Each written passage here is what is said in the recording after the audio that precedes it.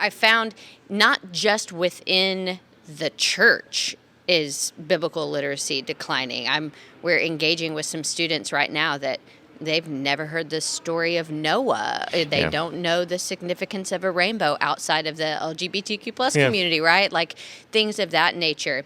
How do you think we can kind of combat that? How can we as the church re-engage not just those who are around us in biblical literacy, but outside the walls as well? So there's something called the Stockdale Principle, which is you have to face the hard facts first to solve a problem. It was based on Stockdale, who was a prisoner of war during the Vietnam War, and he survived. And they asked him, well, what made you get through this? And he said, well, because I faced the reality. I had hope that I was going to get out, but I didn't, sugarcoat it.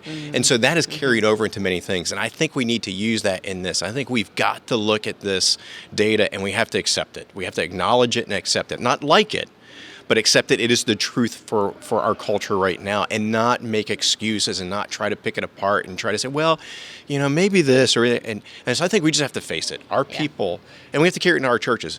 Most of our people in our churches are not engaging with the Bible as they need to engage. And so I think that's the first thing we do.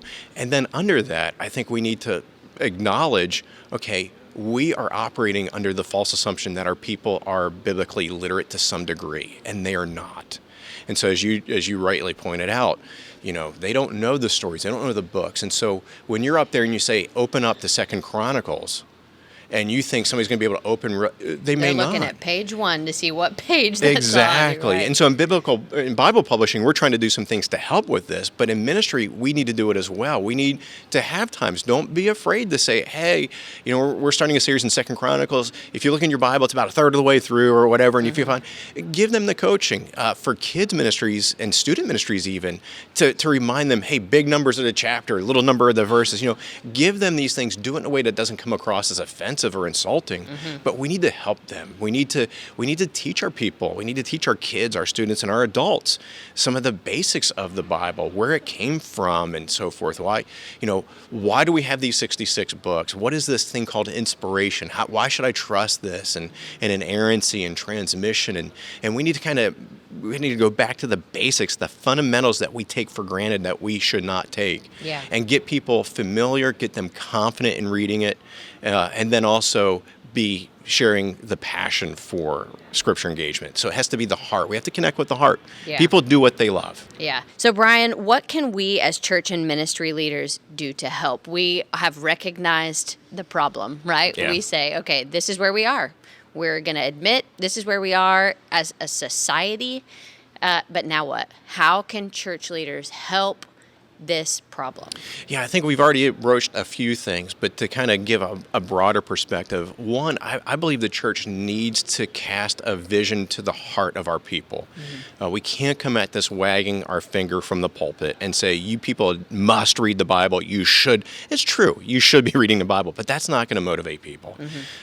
We need to come alongside them, more of a coaching posture, putting our arms around them and walking with them through this rather than, pointing at them and saying, you go there.